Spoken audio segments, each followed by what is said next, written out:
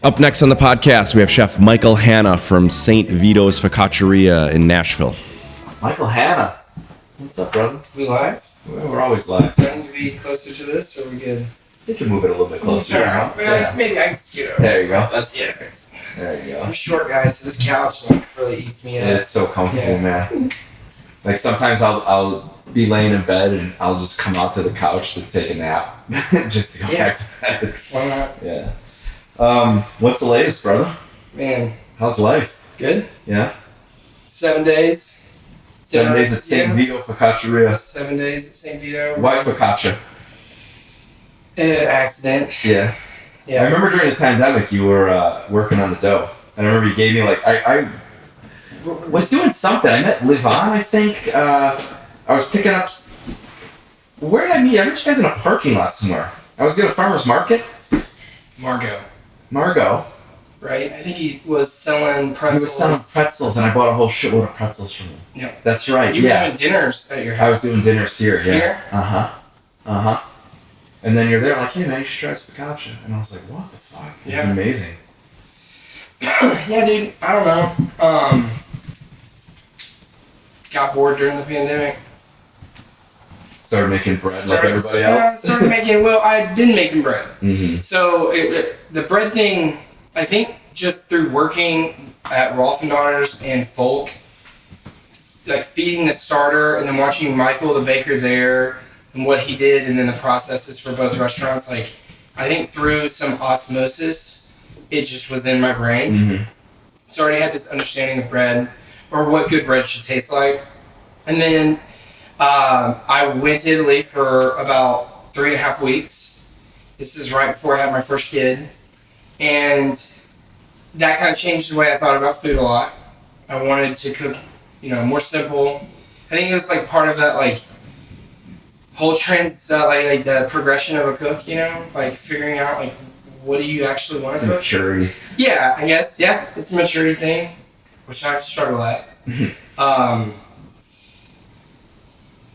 I actually ate the bread in Spain. So it was in Madrid. It's not focaccia. It's Spanish ciabatta. It's ciabatta, yeah. Spanish ciabatta. It's super high hydration, naturally leavened, high oil content. It's not that much different. People make it everywhere. It's just But super fucking crispy. Yeah, it can stay crispy. There's sugar in it, so it's good caramelization. It balances out the sourness. And then along the way, it was really discovering how to do all naturally leavened breads like that, how to do it consistently. I think that was kind of the learning process of going through a pop-up and then becoming a brick and mortar. It's how do you streamline a product, how do you make it available to everybody, and how do you make it consistent? Mm-hmm. And that's been the brick and mortar thing. Yeah. People fight with that in every brick and mortar, or every restaurant. That's kind of when I started. I guess the whole reason why I started making it as pizza, because I was making it as bowls. So after I left Folk, I ended up taking a job with Niche Food Group. And I worked for Gerard for a little bit at Pastaria, and I was doing breads and I was doing pastas with them, and I was kind of helping clean up the place a little bit and get things ready, and helped hire Zane, who's their longtime chef, and I was basically practicing that dough with them, just making it as bowls. During the pandemic, I didn't have a job anymore. I was reading Giorgio Locatelli's Made in Sicily book, and there's a chapter on Spiccioni, right? And when I read the chapter, it clicked in my brain somewhere that I had eaten this before in the past. My Italian family, Sicilian, Spiccioni, I was like, oh shit, tomato bread. Mm-hmm. That's what we call it. It's what it was called. So what's the difference between that and focaccia?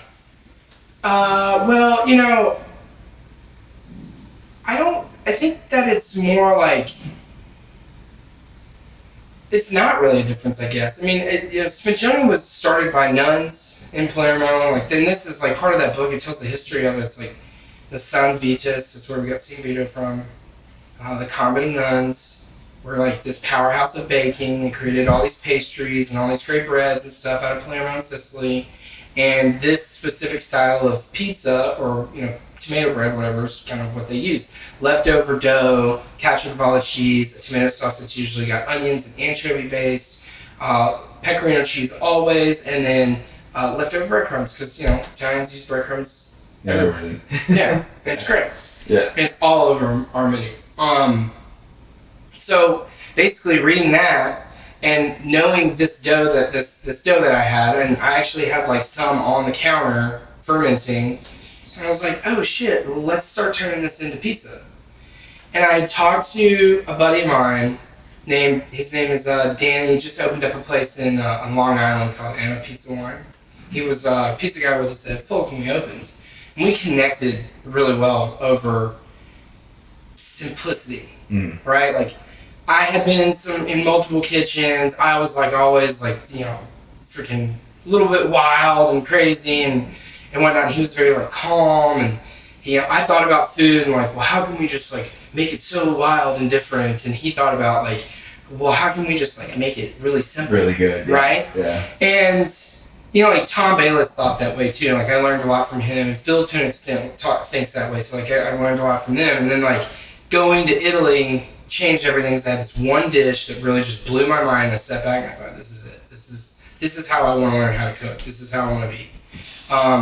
But that all kind of ties back into the pizza, right? Like, how can I make something that's different but super familiar to the masses? Mm-hmm. What is Nashville? Nashville doesn't have something like this, so maybe I can be the first to do something like this.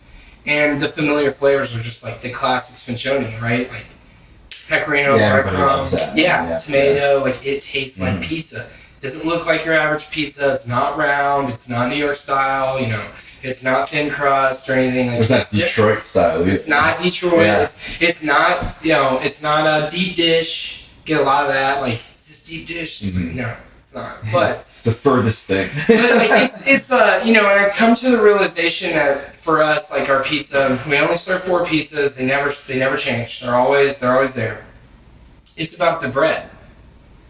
For us, it's like the pizza here is about the bread. It's a labor of love. It's difficult to make. It's time consuming. We only have 43 seats. We only have 1,500 square feet. Our kitchen takes up half the restaurant. You're sitting in the kitchen when you eat with us, and that's the only place that we have to run service and prep. So like keeping a small menu is vital. Keeping a streamlined menu is key to like our success. Being able to like prep things per station, and what can be prep heavy so that like you don't have a lot of touches. Things can be put on a plate and leave, but still be delicious and still be super authentic. Mm-hmm. I think with the limitations that we have in the kitchen keeps us in the parameters of cooking more simple food. And I'm like super happy that was kind of by accident, but I think that I'm super happy that that's how it is. Is that like you don't really have the ability to get like too chefy. And I honestly I just don't even want that. Mm-hmm. Like I don't even want it. It's like the dish that changed my life was like raw artichokes, shaped paper thin, with delicious, fresh parm in Florence, with like a first press olive oil, like from the harvest season. So it was like late. It was early November, so they'd already gotten like all the new olives pressed, and like lemon juice. Mm-hmm. And you sit back and eat it, and it's like, oh, it's acid, umami. Yeah. Like fall baby artichokes, super tender. You don't find that around here very much. Like you don't get that a lot of places. Mm-hmm. And you eat it, and it's like it tastes like strawberries, and it tastes like it smells like clover, and it has like that spicy olive oilness to it, and the cheese is just like incredible. Yeah. Yeah. So, I think all of that kind of ties into maybe how we got started, or our vision for what we do, why like the pizza is as simple as it is. It's just like red sauce pie. Right. Yeah, but you have a lot of like Italian experience, worked at a lot of Italian restaurants, no? Yeah, I mean, I have. Yeah. I also grew up in an Italian family. Yeah. Devout Catholic Italian immigrants, dude, and you know, I grew up watching my mother's incredible cook, 4 uncles that were chefs. My grandfather owned an Italian cafe called Tarantino's Cafe and Deli off of Mockingbird and Abrams in Dallas. All 4 of my uncles owned multiple restaurants. My Uncle Chris was a sous chef for Dean Fearing at the Mansion at Turtle Creek. Dean Fearing. He worked for Wolfgang Puck. Has he been into San Vito, Dean Fearing? Dean has not. He has a house here. I have a signed autograph. I have an autographed Mansion at Turtle Creek cookbook in the restaurant. No shit. So if he does, if you're listening, come. So I became friends with him because 6 months ago, probably 6 months ago, I was cruising through the dining room and I was running food, and I ran fucking pasta to this table, and his wife was like, "Hey, dude, are you the chef?" And I'm like, yeah, I'm the chef. Me and my brother own the place. And she goes, "Everything's amazing." And then I turned to him, and I didn't recognize him at first, and he's just smiling. And he goes, "This is some of the most amazing pasta I've ever had. I'm Dean Fearing." And I was like, "What?" I was like, "Holy shit." I was like, "What the fuck, man? Oh my god." And I run in the kitchen, I'm like, "Guys, you're never going to believe this. Dean Fearing is sitting in the dining room." And everybody was like, "Who?" Yeah. I'm like, "Fuck you guys, man." I think I texted you on Instagram. Yeah. It's like, dude, Dean Fearing is the shit. I'm like, "Fuck you guys." And then then he came back. I'm like, "Can we have a picture?" And he's like, "Absolutely." And I'm like, "Listen, man. In 1995, 96, I had your cookbook and we would make your tortilla soup recipe all the time. I still make that." He's like, "Oh, that's so great, blah, blah, blah." And then he has a house here or an apartment or something. So back and forth all the time. Next time I see him, I'm going to tell him to go. Do you remember Rick Tremonto? Yeah, of course. He came in. No shit, huh? Yeah. What was he doing in town? He was with the dude from Sunda. Oh, Billy. They came in and he was, and Josh was in there, Josh Haber, and he was like, "That guy's a fucking legend." Yeah, man. Chicago legend, man. Yeah. I like Rick. Dean Fearing. Yeah, that dude's great. I look through that cookbook all the time all still. The time, man. Yeah. I love those 80s cookbooks. Yeah. Before the rock star chef. Yeah. They're just like, it's a cookbook, Yeah, I have Raymond Blanc cookbooks. Mm-hmm. That food is wild, dude.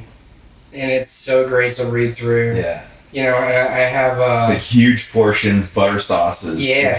Whoa. And I have the Lebec Fin book. So do I. Yeah, that's a great one. Love it. I still make that, his potato or crab galette, the crab cake, the mousse cake. It's fucking ridiculous. Such a great recipe. We ran the escargot dish. Escargot's hazelnut, Olay or whatever. Yeah. Yeah, we in butter and dude, we ran that with a pork loin dish at Vito. Yeah. Just because I had a new guy in there, and then we had a stage, and it was like the stage came from a really good restaurant. And I was like, well, let's see how good we are, right?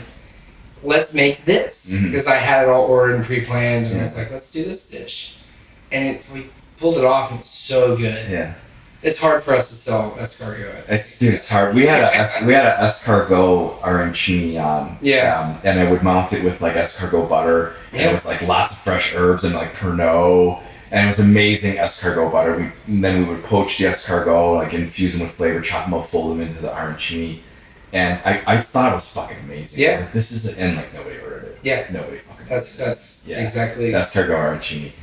We ran a Copa steak when we first opened with onion syrup and escargot butter and pickled blueberries.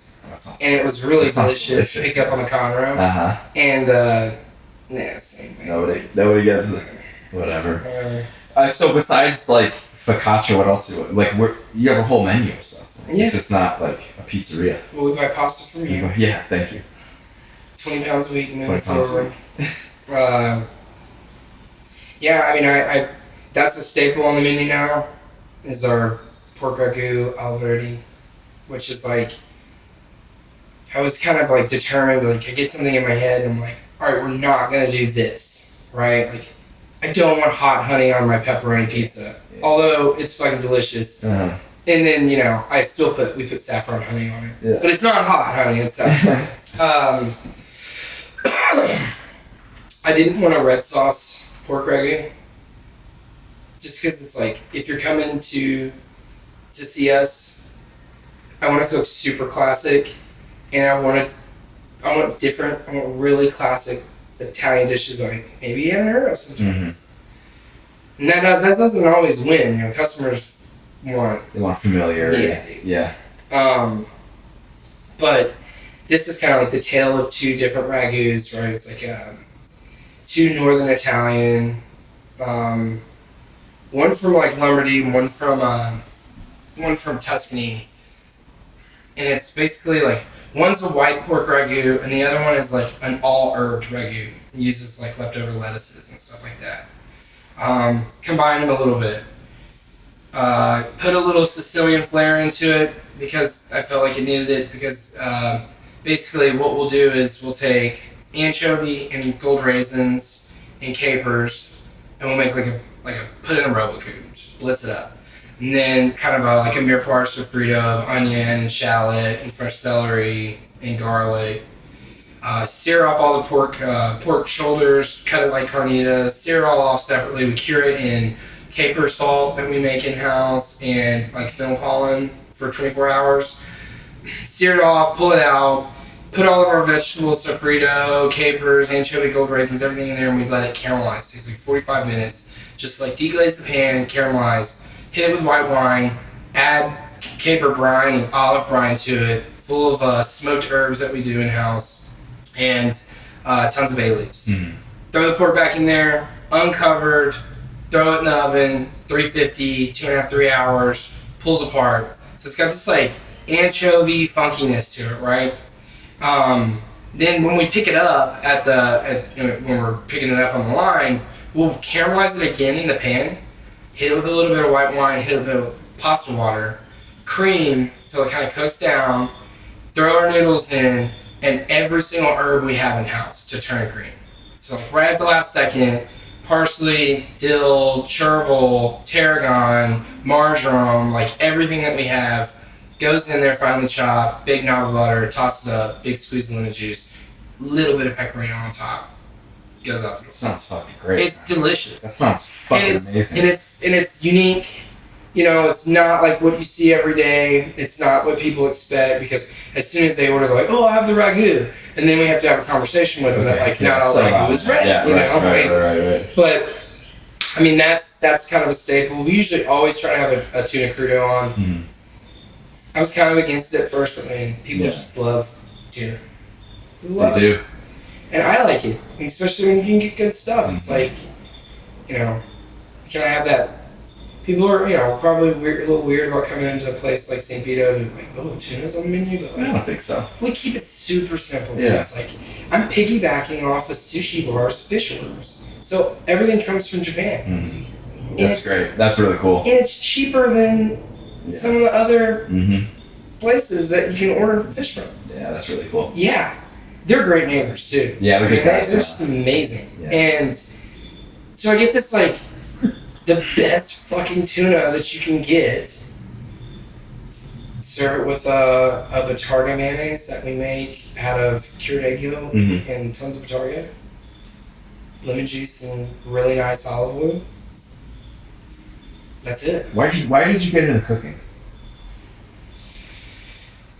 I got into cooking because I've always studied it. From a young age, I was always watching my mom. I was always watching like my grandmother on my dad's side, which my dad's family is like completely opposite. They're just like country as fuck, like, from eastern Arkansas. Yeah. My dad. Is that where you're from? Arkansas. Peanut farmers, right? Cotton.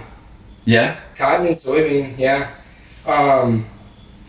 You know, my grandmother on that side was an incredible cook. Like looking back on it, it's like, holy shit, I never watched her use a peeler. She peeled every fucking potato with a dull paring knife in this tiny country ass house in the middle of nowhere, just like. Yeah. So Something about grandmas. Yeah. That could just like bang it out, like, you know. I put any grandma on a line in the kitchen, she'd be running that shit within an hour. Yeah. You know? She made great food. This is the type of like household where like she made cornbread every day, sat on the counter. Just Just made it. Yeah, Yeah. you gotta go grab a piece of cornbread, walk out. My grandfather had a cup of buttermilk cornbread every single night before he went to bed. Damn. Yeah. So 2 totally different worlds. But I saw it, I saw her cooking, and I saw the other side, the Italian side of the family, like cooking. A lot of influence between those two. I think as why I got into cooking is I was always good at it. I was always cooking from a young age. Whether it was Want to put a pillow behind you, or you okay? Yeah. I'm a little Uncomfortable. Yeah, there you go. That's better. That's good. It's always having burger cooking contest or lasagna, things like that. And I was always interested in it. And I was buying cookbooks at a young age, and I was reading it. Yeah. What was the first cookbook you bought? Or what was the first cookbook that you were like, holy shit? I remember it was I became obsessed with trying to recreate fast food burgers. Uh-huh. And there were these cookbooks that was the science behind and how to make these burgers. Had the Big Mac in there and the Whopper. I don't even remember. I remember kind of what the cover looks like, but I don't know who wrote it, where they came from. My grandma had all the Southern Living cookbooks. So I would look through those all the time. But those books, I was studying, how to make a fucking perfect Big Mac. Yeah. So that was probably I was probably 11, 12 years old at that point. Just making Big Macs. Without working at McDonald's, my dad bought me a grill. I'm all right, here's your grill. It's just a little kid. I'm this is a little camping grill. Yeah. This is my grill, all right. I think cooking is something that I've always wanted to do, or being involved in food in some way just felt really natural for me.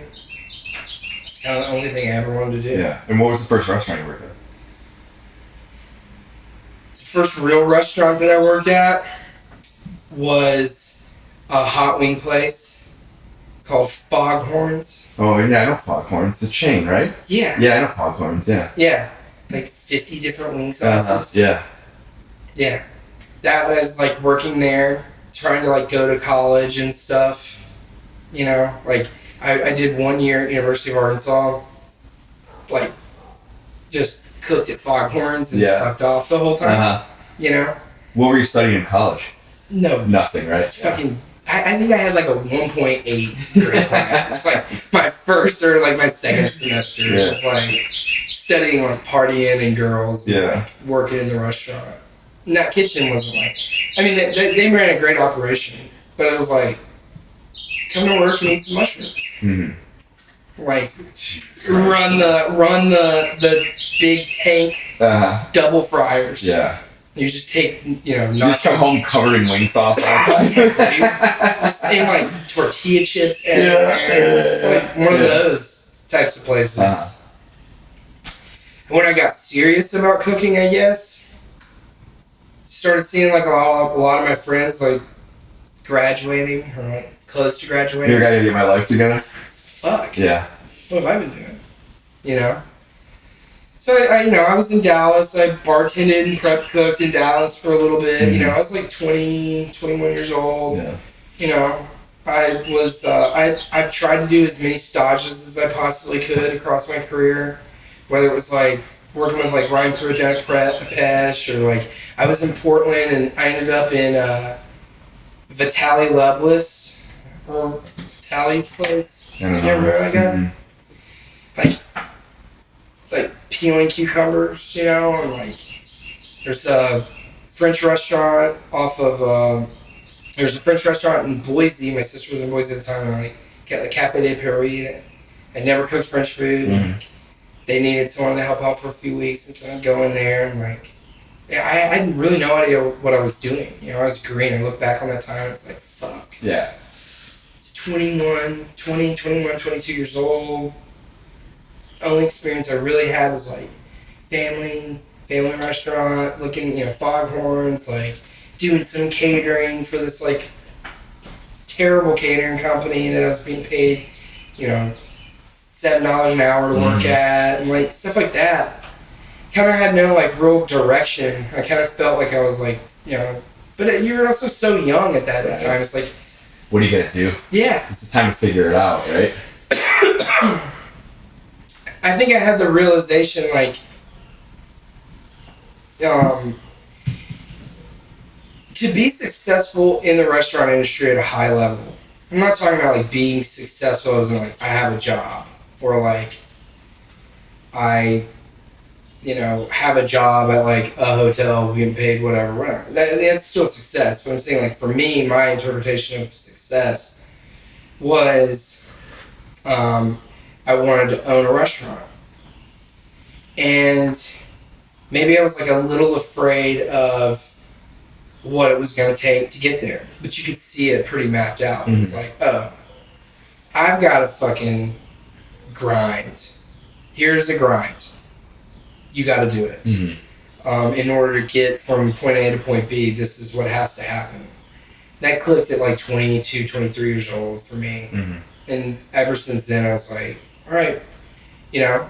And there's some hurdles along the way. I mean, I without getting in too much detail, like, I've had a pretty dramatic family life to an extent. So, like, lots of hurdles and lots of, like, growing up. Mm-hmm. And lots of, like, self-reflection. Like, okay, well, here I am. And I think this is a conversation me and you have had in the past. Like, how here I am, and it's now time for me to take these big leaps, push everything else to the side, concentrate on what's going to happen with me and myself moving forward. Right. My work ethic, my attitude, my professionalism, my dedication to cooking, you know, and whatnot. I honestly believe that like everything happens for a reason. Mm-hmm. It does. It's just how you react to it, you know, you know, if you get pushed down, you get back up, you know, you don't blame anybody else for it. You fell down yourself life, sometimes, you know. Such is life. Yeah, right? suck it up and fucking move on. Yeah. You know? Learn from it. Yeah. And I think I grew up, you know, I was in a divorced family, and there was lots of issues on both sides. So like me and my kid, my sister, like we were kind of just like stuck in the middle of everything, floating around, right? Like didn't have that many places to turn to when we needed help. And it was kind of like, you know, parents didn't get along, and we were kind of, it was just like, you know, I think a lot of people my age kind of grew up in that too. And then at the same time, I think it was like, because of what was going on in my life at that time, the people around me, like my grandparents that really cared, that tried to like raise both of us, sheltered us a lot. Mm-hmm. They really tried to keep us away from everything.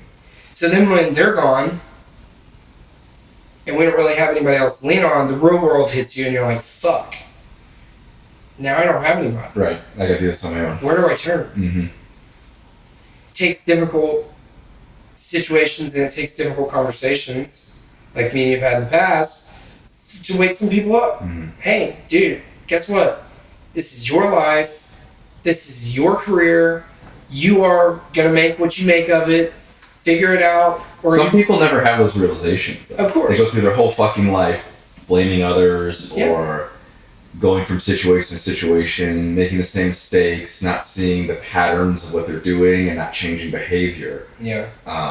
It takes a lot to break that cycle. It really does. And even when you break it, you could still fall back in it, you know? It's a slippery slope, man. There's toxicity everywhere. Yeah, but it's being aware to it. Like even sometimes when the cycle for me breaks in certain things, you know, I get triggered about certain things. It's like I identify it a lot faster. Yeah. And I don't live in it as long as I used to, which I guess is what growth is. You know? Yeah. So I feel that way to an extent. I mean, you know, with the growth, you know, I've had to like cut things and people out of my life that. Such is life. I mean, it's all part. What's funny is I heard a quote is like, just because you're working on yourself and you're changing doesn't mean the people around you are working on themselves and changing. Yeah. And every time you change, you're going to leave a past behind. You're going to leave people that don't want to change, people that are holding you back, and sometimes you just have to move on. And it's not a relationship, whether it's a friendship or a marriage or a relationship or a job. You have to start looking at it as it didn't end, it was a task completed. Yeah. And I think once I started thinking of it, like, I had a fallout with a friend a couple years ago, and there's nothing to rectify the situation, and it's not, our friendship ended, the task was completed of what that friendship was supposed to be in my life. Mm-hmm. And I look at it as that way, instead of like thinking like, oh, if I could have did this, or he should have did that, or they should have done this, or I should have said, it just ran its course. Yeah. And that's, sometimes things just need to run its course in life, and you just move on. Yeah. And I think like once I figured that out, I'm in a lot better headspace about certain things. Yeah. And I believe in that wholeheartedly. I also I'm a huge believer in nothing is actually as bad as you think it is. Yeah. In the human mind, especially at night, right before you fall asleep, it just fucking goes crazy. Yeah. And another thing is like, people aren't thinking about you. Yeah. No one cares. No one gives a fuck. And also, it's like in 3 generations, nobody's gonna fucking remember you. Maybe even 2 generations. So, you got a fucking couple of years left on this earth, man. Nobody gives a fuck. Who cares? Who cares? No one's gonna remember what you did in 3rd grade, that you constantly agonized over, or something you did 20 years ago, or some public situation that you were in where you embarrassed yourself. Nobody fucking remembers. Yeah. Nobody you. You remember it. Only fucking you. And that's, that's the battle too. You know? And, I mean, I agree with that. It's also like, once one of those relationships ends, or once, a door closes, another one's gonna open. It's always like that. That door had to close in order for you to get to the next door. Yeah. To get to the next plateau. That's right. Yeah, and I think as far as my story moving forward with all that is I think having kids was my, it took me a while to mature, and maybe I didn't make the best decisions in my 20s, and I skipped around on a lot, and I couldn't get settled, and I didn't know what being settled meant, and then I start to get a little bit older and have some maturity, and have people in my life that kind of hey dude, this is what you need to do, or you need to wake up, or take some accountability, or blah blah blah, whatever. And then having my kid, and then it's the way that I look at my life, or the way that I look at my business, and the way that I look at everything moving forward is so totally different than pre-kids. Mm-hmm. The way I run the business, everything is different. And I feel that. I feel very strongly about that, because St. Vito is a restaurant that I've always wanted to own. And I've always wanted to be a restaurant owner and a chef. And that was this personal goal for me. But it's something different. Now it's bigger than that. St. Vito is not just for me anymore. It's for my kids, and it's for my family, and it is the provider of my life. And I got a 5-year-old, and I have a 2-year-old, and I want to run the restaurant in a way where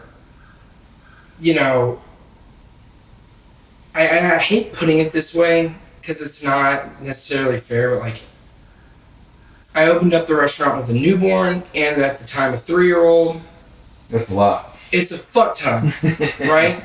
But I love the restaurant, but the restaurant is not my life completely. Mm-hmm. You know what I mean? I don't know if that makes sense. Of course, I'm in the restaurant 70 hours a week. That's not what defines you. No. It's this means of me being able to provide for my family. Mm-hmm. What defines me, because I feel like my family life was so tumultuous, right? Is that I'm not putting them in that situation, and that I'm a very present father, and a very, not just present of being in there, but being aware of what's happening in their lives. and like having conversations with them and like doing when I can, because the one's 2 and he rarely says shit, but like being able to like be there for my daughter on days, and like she goes to Catholic school, like go sit with her at mass and stuff like that. That stuff is really, really important to me. Being a good partner to Leah, and making sure that like I'm gonna run this business in a manner of, we're going to run a great restaurant that's going to be nice to everybody, that's going to be family friendly and friendly as we can be, and I'm going to run it in a way where we're going to be profitable, and I can have a lifestyle outside of work. It's the dream. That's just it's like I don't think I am as like obsessed with the restaurant as some other people. And sometimes it bothers me that maybe I'm not that way. But at the end of the day, where would I rather be? Would I rather be in my restaurant, or would I rather be with my 2 kids at the airport? Watching them grow up, right? Yeah, and I think everybody knows that. Are you that. guys hanging out at the airport? The air park. Oh, the air park. Yeah. I said airport. No, just go to the airport. Where are you going? Fucking Shit season, listen to the guy play at 6 in the morning? But yeah, I mean, I think that's like a struggle for me sometimes. Like, what's this balance? Yeah, it's like, I gotta be here to do this. And like letting go of the restaurant sometimes, like, I've tried recently to kind of like let go. Like, I didn't work all day on Saturday until Saturday night. I didn't work all day yesterday until Sunday night. And I took like a couple weeks ago, I took like a Saturday night off because of my son's birthday. And I think about like, of course I have anxiety. Are we doing well? Is the food gonna taste good? And then at the end of the day, it's like, what's the fucking worst thing that could actually happen? Right.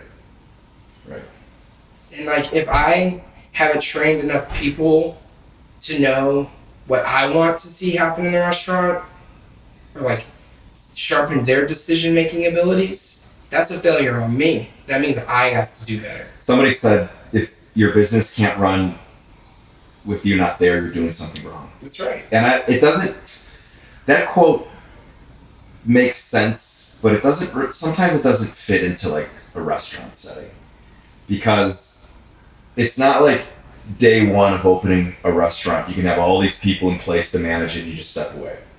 The restaurant's important because you're there, so it's like a double-edged sword, that statement. But you should be working to a point, and you should be moving the ball further every day up the field to get to that point, right, that you don't have to be there and it's going to run successfully. Right. I think the first 3 years, you got to be there. You need to set the standard. You need to set the SOPs. You need to set the culture. You need to set the recipes. The recipes are going to change. You need to do a couple seasons of what you're going to do. Have a repertoire of dishes that the team knows that they can just pull from. And then you slowly start to pull yourself out to be with your family more, to go do another project, just get some time off. So it's like, I agree with that statement, but I also kind of disagree with it in a young restaurant setting. I mean, if that's the pinnacle to shoot for, is like, this place could be just as good with me not being there. For sure.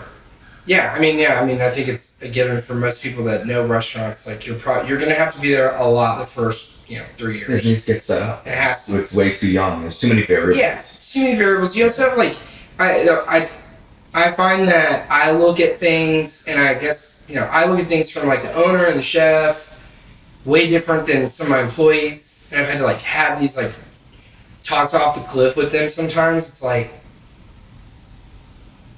we're a year and 6 months old. I have a 15-year lease. It's not a lot of time. Like, chill the fuck out. Yeah. Don't stress yourself out over these little things. Pick your battles. Make sure they're winnable. Mm-hmm. And something that I've always heard like Levon Wallace is like, avoid the low-hanging fruit. Like, just don't fucking pick it. Like, and that's gonna save you a ton of stress and anxiety, and it's probably gonna make you a hell of a lot more likable. Right. So I've really tried hard to do that. I don't want to be like the overbearing, like lording over guy, or chef, or manager, or whatever, restaurant owner in there. It is difficult, but because you gotta have standards too. So that's a whole thing. It's like, where do you draw the line at what a standard is? But I don't know. But it's like your standards are always going to be your standards, and the staff they're going to have their standards, and it's probably 5%, 10% less, maybe. Yeah. It's like anytime you do an off-site event, the best you're going to do is like 70% of your best, because you're not in your kitchen, you forgot something, you're trying to cook on a folding table, Yeah. So the best you could do is 70%.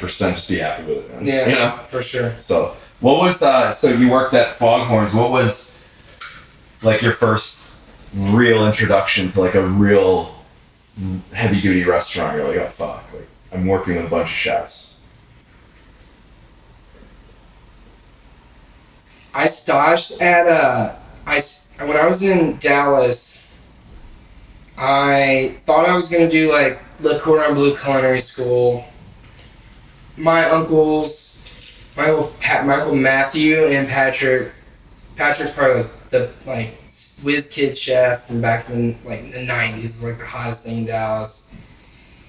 He was all about like, go to culinary school, get your associates, get a science degree, get this, go for the collar, and do that. Then you can just be like a fucking teacher or something later in life. My Uncle Matt was a weird way to look at it. Yeah. That's a really weird way to look at it, man. But my Uncle Matt was go to culinary school to become a teacher. Yeah. Like, what? My Uncle Matt was like, go find a mentor. Yeah. That's all you can do. Go find a mentor. Like, you need to find a mentor and just, like, eat shit for a while. And I think so when I was in Dallas, I worked at this place called Avila's, and I was, like, helping prep cook with, like, a kitchen full of these Mexican dudes that were, like, cooking in, like, clay pot ovens and stuff. And it was wild. And, like, grandma's back there and stuff. I didn't speak Spanish. They didn't speak English. They were pointing at me. They were pissed. I was washing dishes. I was doing whatever. Not, like, a real kitchen, but I was making good money bartending because the restaurant had just been on diners, drive-ins, and dives. Yeah. It's packed, dude. It's crazy. Outside the it was door. packed. I was like, this is fucking wild, dude. Yeah. I stashed at a Kent Rathbun's restaurant, like a steakhouse. Mm-hmm. In like the mall in like Addison or something, Great. And I was like, well, this is pretty crazy, there was a restaurant in, and this was like right after Foghorns. This restaurant opened up in the town square in Fayetteville. I was in Arkansas at that point, and I was like 20, maybe 19, like super young. And this guy opened a restaurant called Yem, H-J-E-M. And his name was like Matthew Holland or something. He had owned a restaurant in New York, in Chelsea. His wife was Norwegian. They had lived in Norway forever. They had moved to Fayetteville, and they opened up this like super boutique Norwegian like winter clothing store. It's like store. Risky. Very risky. Looking back on it now, I'm like, what the fuck were they thinking? Yeah. But he wanted to open a restaurant. So he opened up this like 22-seat restaurant. And it was fucking good. Mm-hmm. It was so good. Like cured lamb and cloudberry, like all like first time I ever had the like Goss cheese, like the brown cheese. Yeah. Mm-hmm. We were like making sauces with brown cheese and like serving with like wild boar and like all like crossbones. Yeah. Like stick of rosemary in there, like wow. And it was good. It was a really good restaurant. He was getting like great product flown in. I mean, food costs, and looking back, it's like, good lord. But I actually have a dish on my menu right now that we're running. It's super classic leeks vinaigrette. With a soft poached egg. Yeah, that's great. Yeah, it's great, dude. It's like, yeah, you get it. Caper. Yeah, fresh herbs. We're getting the garlics for Knox, a little roast seven garlic. We're sous vide them. We infuse them with a little like koji matsutake oil, and then sous vide them, and then pull them to order, split them, dress them, egg, done. Right. But I was on a station that made that at Yem. I was on a station that made that dish, and it was like constantly being ordered. So like fell in love with that. That was like a really simple, delicious dish that I was like, oh, this is the first time I've ever seen this. It's crazy. It's awesome. So that was probably the first restaurant that I worked in where I was like, chef, this is how you set up a cutting board. This is how you set up your station. This is how you do these things. Because everywhere else was kind of whatever. yeah, dude, Yeah, just yeah. fucking. So how did you get to Nashville then? Coming to Nashville, I came to work with you. I wanted, I think we talked about like, moving forward in life with things. After I was out west, and after I'd come back and I worked for Mike and Andy in Memphis, so I was at Andrew Michael Hanna Kitchen shortly after they first opened. Which looking back on that time is like what a wild thing that was. Those guys are legends, man. I mean, they're just they're doing a dinner with us in 2 weeks. Yeah, I saw that, man. What day is that? I want to come. Thursday.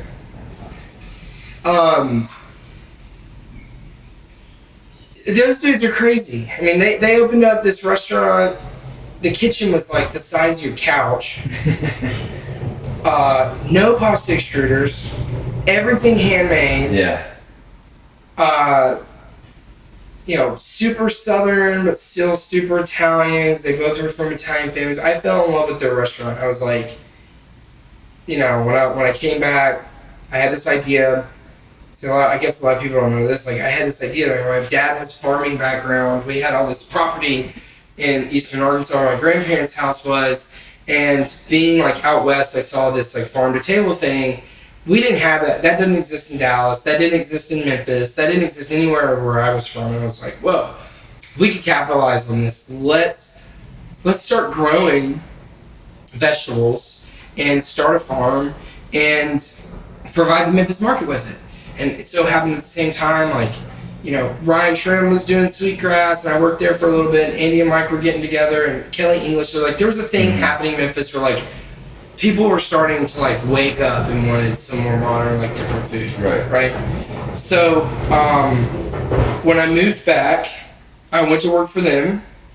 I worked Wednesday through Sunday at Andrew Michael, and then Sunday and Monday I'd drive to the farm about an hour away. And I'd work all day on the farm with my dad, and we took in 5 acres, and we were growing fava beans and, like English peas and all this stuff, like all these different shit, dude. I mean, eventually, as years went by, like we would grow emmer and einkorn and all these different wheats and all these different corns. And we kind of accidentally fell into grist milling. Everything happens for a reason. Like I said, like I learned so much about wheat, proteins, and all that. I'd never baked before or whatever, but at that time I was learning how to grow it and how to be consistent. Like, how can you make this? Everyone was falling in love with farm to table back then. It was like, oh, I want to own a restaurant where we are on the farm and then I just have everything in my kitchen. That was the dream.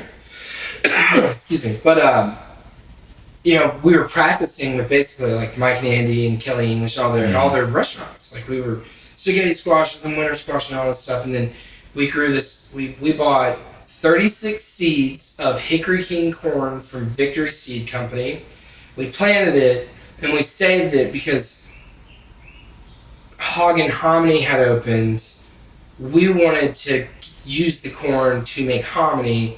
I thought that might be a good angle on the farm to like have this fresh hominy for Hog. And, then it was like you're young and you're really ambitious, and I was just willing to do anything to just get into any of the doors or any of the kitchens and stuff. And I started making hominy. I learned how to nixtamalize corn on my own, and I was doing it in this 15,000 square foot farm shop that my grandfather had built to house like cotton pickers. And I would make it and pack it up and sell it in the back of my truck, door to door in Memphis to people, along with like vegetables. Just have coolers and shit packed up. Here, take a look. And Mike and Andy would buy a lot, and all the other restaurants would support us and buy a lot. I was working and cooking. At one point, when I was promoted to a sous chef position at Hog and Hominy, I was there for a little bit, and I ended up wanting to do the farm full time. Some health issues and some stuff were going on in the family, and I was like, I needed to be a little bit more present around. Started doing that with my dad, and I think just like I really wanted to get back in the kitchen. I thought like I really enjoyed what we were doing on the farm. There's no money in it. I didn't see like, I was like, all right, this is wild. I'm spending all this time just working our asses off to get to Memphis. I have 300 pounds of fava beans. My Canadian can only take so many, but like nobody else will buy them. Nobody else wants any of this stuff, you know? So I think I got a little demoralized, and I was still young, and I was like still trying to like figure out how the hell, you know, what I was gonna do. I knew that I wanted to be back in a kitchen full time. Right. I wanted to be in a kitchen. Nashville, because it was close, and I felt like I needed to be close for family reasons. I could have gone to New Orleans. I had a job lined up there, but I think I made a really correct decision on that one because I don't think I was nearly mature enough for a New Orleans job. Where was that? Josephine still. Oh, no shit, huh? I mean, you know how New Orleans is. Like, those kitchens down there, like, they get after it, dude. And I felt like I couldn't survive it. It's probably way too immature for that. Came here, did some growing up here, you know, and like, I think my story is just, it's not the same as everybody else's. You know, it's not like, I didn't work somewhere for a really long time and move my way up and become CDC and then open up my own restaurant, right? I worked and soaked up as much knowledge as I possibly could from as many people as I could. I tried to get as close to many people as I could to learn from, whether it was like working next to Trevor quite a bit, you know, working with Tom Bayless at Urban Cowboy when it was doing their thing, and like all the events with Trevor, and then like working for Phil and being with you in a kitchen, like soaking up as much as I possibly could from everyone. And then COVID happened, dude. I mean, you know, COVID happened, it was like, okay, where do you go from here?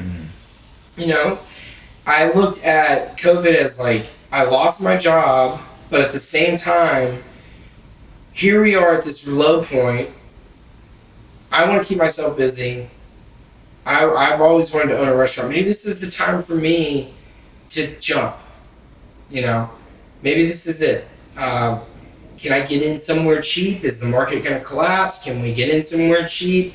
Buy low and sell high type of thing? And I just went with it. I decided I was just going to work really hard at it. I had kids now. This was going to be my thing. I had a product that was good. I had a product that, there was like a turning point for me was I had been selling these on Instagram. I had been doing all this work. Trevor was building out Locust. He asked me to come by, bring a pizza, blah, blah, blah. Andy Little was over there. And I brought one. And we all three cut into it, and this was kind of like the taste test, and everyone ate it. And Trevor was like, you need to fucking do this. And Andy was like, you gotta do this, dude. And that's when it was like, okay, I think I might actually have something here. So I pushed and pushed and pushed. And dude, you know, the story of opening a brick and mortar, you know, raising money, doing all that. You know, we were doing that simultaneously. It's dealing wild. with designers. Yeah, dude, dealing with that whole road is just nuts. But you know, I think that's like another, like, there was a lot of adversity for me.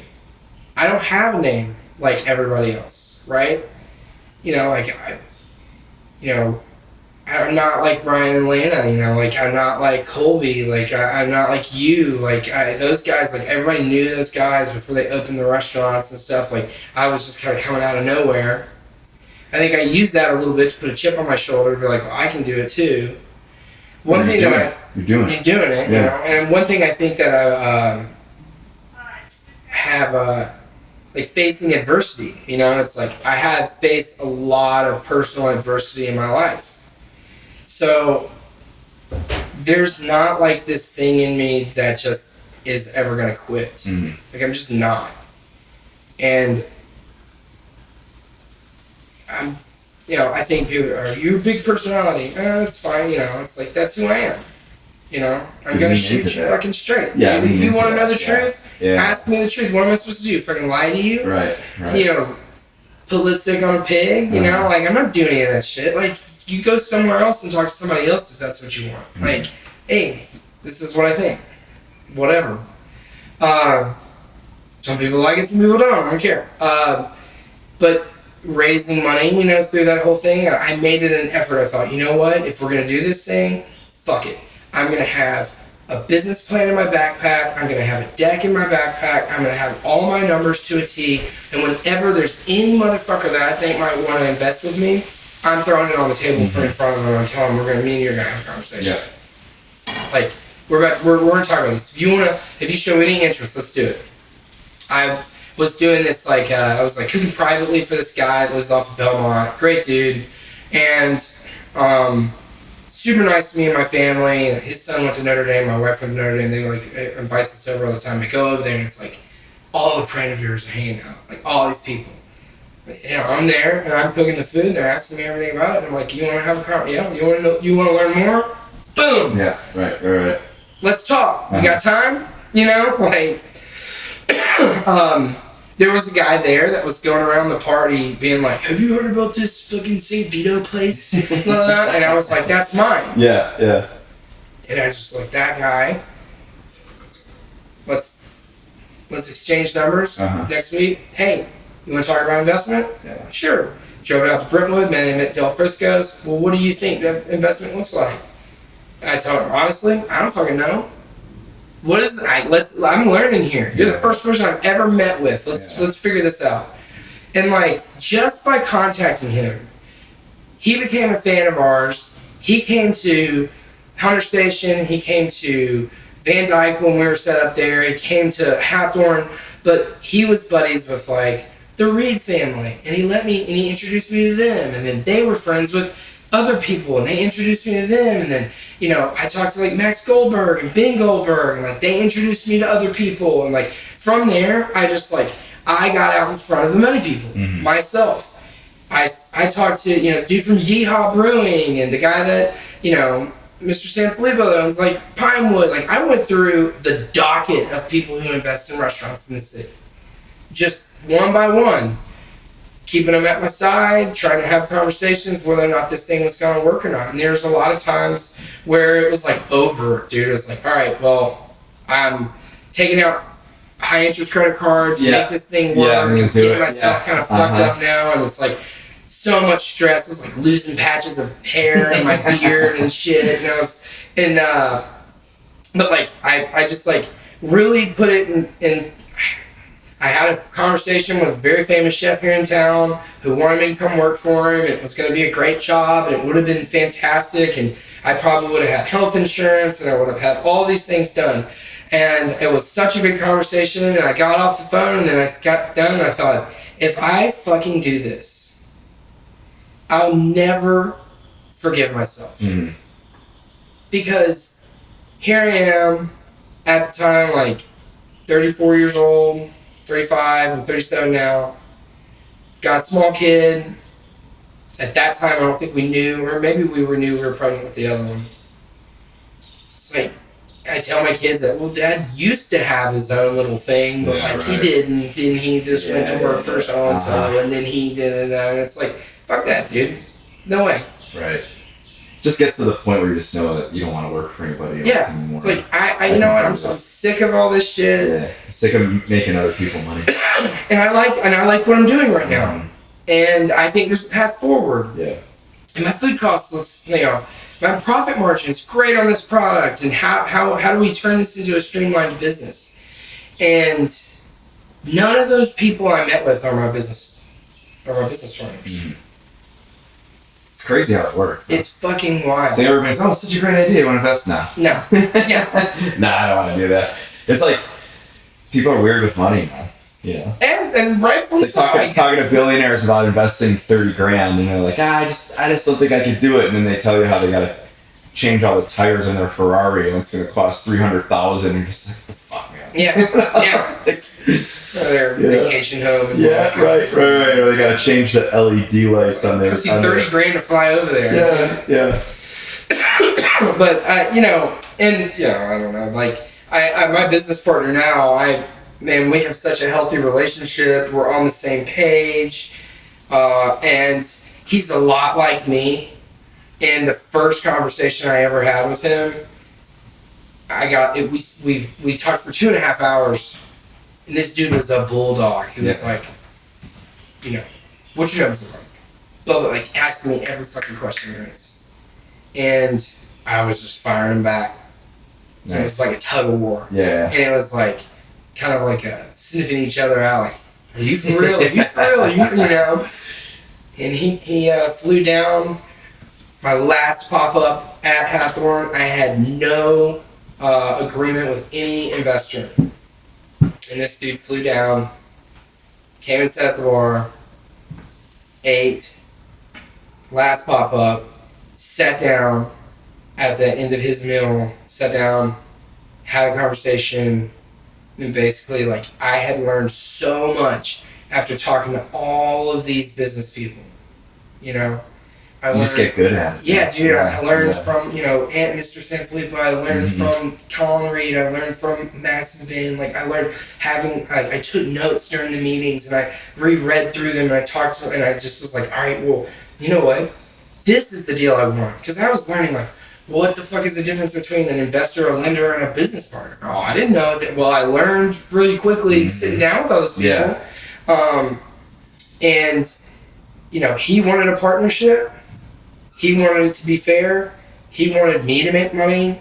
He wanted me to enjoy it. He has a family and he met my family, and all of a sudden it just like was the perfect relationship for me.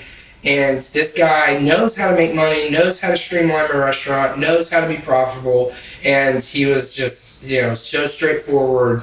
It's not a pet project. It's not a passion project for him. It's he believes in what we do. Yeah. He thinks the pizza is one of a kind. He thinks the food that we do is simple enough for the masses. He wants, this is what he sees. And I didn't have like a mentor or a person that had that knowledge and the infrastructure set up for me to be able to just to step in and like do it. With that though, like the infrastructure part, we don't, he doesn't have like, we have an accountant and stuff like that, right? But like, he let me fail. Like, there's plenty of times in my first year that I didn't do the right thing, and maybe I hired too many people, maybe I made some promises I couldn't keep, and like, reality smacks you really hard. And he let me have a really long leash. And it was like, I look at that as like a type of leadership, a type of management. I want to be like that to an extent, learning from him, because like he's willing to let me make mistakes. The most important thing is not about like making mistakes, it's right. It's like, and I think you've told me this before, it's like retaining information, why you made them. Mm-hmm. So not like, doing it again. It's so fucking important. Yeah. If this doesn't work, it doesn't fucking work. It just goes back to that cycle of behaviors, Yeah. Mm-hmm. So, yeah, I mean, this first year and a half for us has been just insane, dude. It's wild. It's been it's the busiest I've ever been in my life. It's the most I've ever learned. Trying really hard. We're not perfect, nobody is, but like, yeah.